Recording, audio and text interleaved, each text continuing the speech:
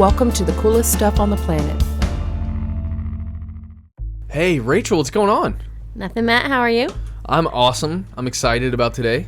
Me too. Yeah, so what are we doing? We are going to the lake. Let's go there. Wait, where is it? You're going to love this. Siberia. Oh, it's like the best place to train for mixed martial arts.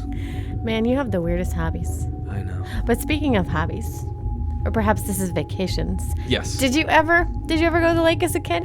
I did. I grew up on Lake Lanier here in Georgia. Oh, cool. I've been to Lake Lanier. Actually, not on Lake Lanier because I wasn't in a floating house, but I did live next to it. Ah, nice. So, according to our good friend Miriam, a lake is a considerable inland body of standing water. Also, a pool of other liquid, such as lava, oil, or pitch. I knew you were going to add that. What is pitch? I don't know. But in this case, we are talking about the water kind of lake. Yes, that's the best kind. And, well, except for lava, if you're an evil genius. Okay, so 50% of the world's lakes are in Canada. Yeah, that's an amazing fact. 50% of the world's lakes are in Canada. I know. That's crazy. It is crazy. And you have all kinds of lakes. You have saltwater lakes. You have freshwater lakes. Yes, rainwater lakes. But let's talk about this Siberian lake that we're going to. Yes. Okay, so we're going to Lake Baikal, and it's the deepest, oldest, and most voluminous.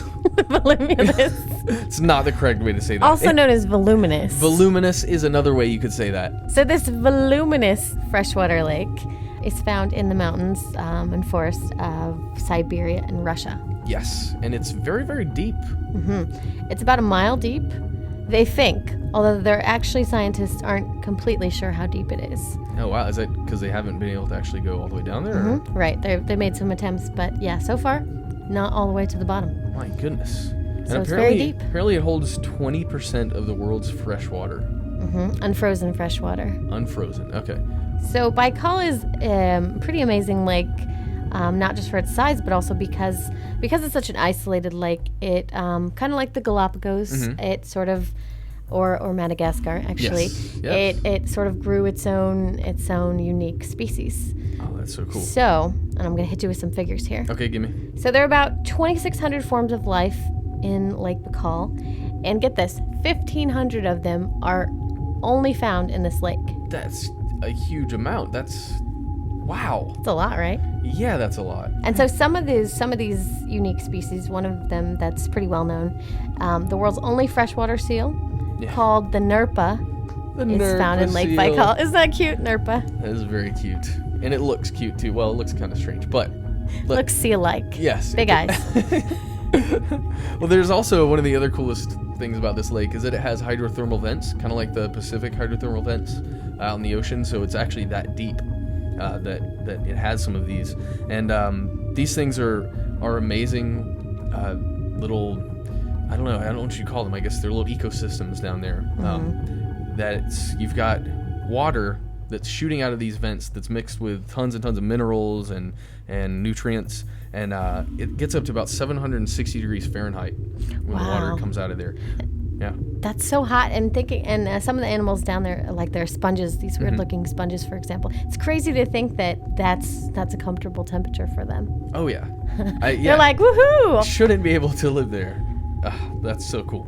I wouldn't really recommend getting in the water, at least during most of the year, because it is really, really, really cold. Yeah, apparently the waters are frozen most of the year, but at their peak temperature, the hottest that they get, I read that the waters get to about 39 degrees Fahrenheit. Nice balmy 39 degrees. That's right. So if you are inclined towards polar bear diving, this might be your spot. This place has been hit with some environmental problems, right? Since the 60s. Right. It's been lots of controversial stuff. There have been some factories that have been polluting the lake since the 60s, and one of them was actually very recently shut down.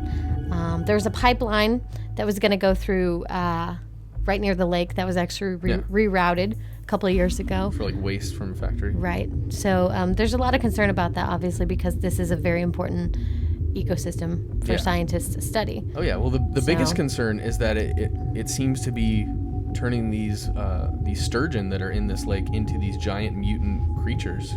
What? Yeah, there's a rumor of the Lake Baikal monster. Kind of like the Loch Ness Monster, something like that? Well, kind of, but it's a giant sturgeon that's mutated. From the pollution. Yeah. Wow. So bottom line is, if you want to go to a really interesting lake, Beautiful lake. Yeah, beautiful lake with tons and tons and tons of vegetation and tons of life and tons of monsters, you should go to Lake Baikal. Yeah, check it out. For more on this and thousands of other topics, visit howstuffworks.com and let us know what you think. Email travelpodcast@howstuffworks.com. Don't forget to check out our other podcasts, free on iTunes.